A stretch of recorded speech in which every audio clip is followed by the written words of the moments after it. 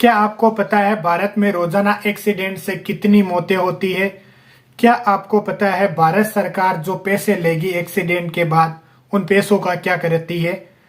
क्या आपको पता है हिट एंड रन केस क्या है? आइए जानते हैं पूरी अपडेट। मैं हूं राकेश जूरिया और आज आप देख रहे हैं accident driver hit and run case की पूरी अपडेट। तो दोस्तों, हिट एंड रन केस क्या है ये हम बाद में समझेंगे। पहले हम समझ लेते हैं 2023 के पहले नियम क्या थे। तो दोस्तों, 2023 में 3 से 4 नियम लागू थे, जिसमें नियम पहला था धारा 279, जिसके अंदर लापरवाही से गाड़ी चलाना, यह इसमें शामिल था। इसमें 2 साल की सजा थी। दूसरा कानून था धारा 304, जिसके अंदर लापरवाही से गाड़ी चलाकर किसी की मृत्यु कर देना, इसमें भी 2 साल की सजा थी। तीसरा कानून था जिसमें 338 धारा, जिसके अंदर किसी की जान जोखिम में डालना, जैसे कि बस ड्राइवर चलता है और उसमें जो पीछे यात्री बैठे रहते हैं, सामने वाला बैठा रहता है, खुद की जान गंवाना, तो इसमें भी 2 साल की सजा थी। फिर थी धारा 302, जिसके अंदर भी यही था, जानबूझकर एक्सीडेंट कर देना और फिर भाग जाना। यह था हिट एंड रन केस। इस केस के अंदर 2 साल की सजा, तो इन चारों को मिलाकर एक ही माना गया कि 2 साल की सजा। लेकिन भारत सरकार ने 2024 में नए नियम लाकर 2024 का एक ही नियम कर दिया कि अगर एक्सीडेंट में कोई भी ड्राइवर एक्सीडेंट करने के बाद में एक्सीडेंट हो जाता है तो वह भागता है, तो उस पर 10 साल की सजा और 7 लाख रुपए जुर्माना है। अगर वह उसे बचाता है तो उस पर थोड़ा सा कम है। तो दोस्तों, यह है हिट एंड रन केस 2023 और 2024 में अंतर। इसी के साथ ही पब्लिक ये कैसे समझेगी कि जो हिट हुआ है उसमें ड्राइवर है वो उन्हें अस्पताल ले जा रहा है। वो तो अग्रेसिव पब्लिक रहेगी, वो ड्राइवर वहां पर खड़ा रहेगा तो पहले ही उसे मार देगी, उसे कहीं जाने की आवश्यकता ही नहीं पड़ेगी। पब्लिक पर ऐसा कोई भी नया नियम लागू नहीं हुआ है।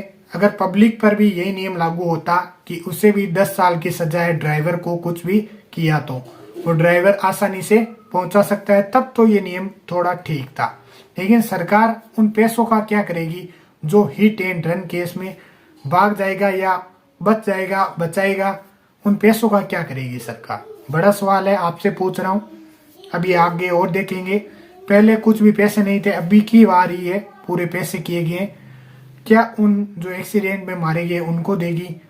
अभी कुछ भी जाहिर नहीं किया गया है। अब देखें प्रतिदिन कितनी मौतें होती है। तो 2022 के आंकड़ों के अनुसार देखें भारत में तो 1264 दुर्घटनाएं एक्सीडेंट भारत में होते हैं, जिसमें से 53 दुर्घटनाएं प्रति घंटे होती है, 19 मौतें प्रति घंटे होती है।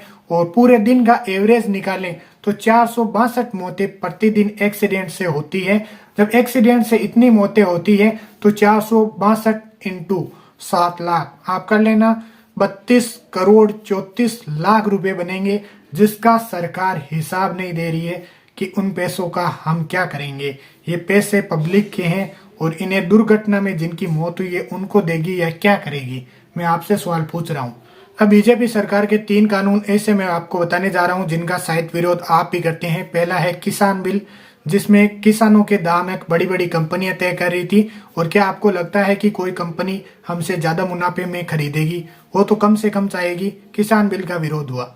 दूसरी बात है आर्मी, जिसको 4 साल की नौकरी कर दी, आर्मी को खत्म कर दिया। अब आर्मी में क्या हुआ, उनको रखेंगे लेकिन वो कितना रखेंगे? जो पढ़ाई करेंगे आगे के आगे उनको ही रखेंगे, बाकी को निकाल देंगे।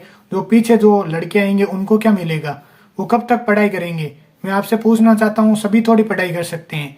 तो ये भी आर्मी को खत्म कर दिया। दूसरा, आर्मी की अगर बात करूं तो आर्मी की केवल एक नौकरी भारत में ऐसी है जिसको ऐसे कर दिया, बाकी तो भारत में बहुत सारी नौकरी हैं, उनको तो नहीं किया आपने। तीसरा है 2000 का नोट। सरकार जब अपनी सरकार में 2000 का नोट 10 साल नहीं चला पाई तो सरकार को कैसे चला सकती है? क्या आप इस पर विश्वास करते हैं कि सरकार सही है?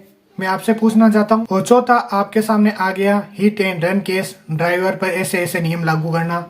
तो दोस्तों, सरकार एक तरीके से किसानों की या फिर नॉर्मल आदमियों की नहीं है, केवल बड़े आदमियों की है बीजेपी सरकार। आई होप वीडियो पसंद आया। वीडियो अच्छा लगे तो वीडियो को लाइक करना, चैनल को सब्सक्राइब करना, ताकि ऐसे ही वीडियो आपके पास आते रहेंगे। Thank you.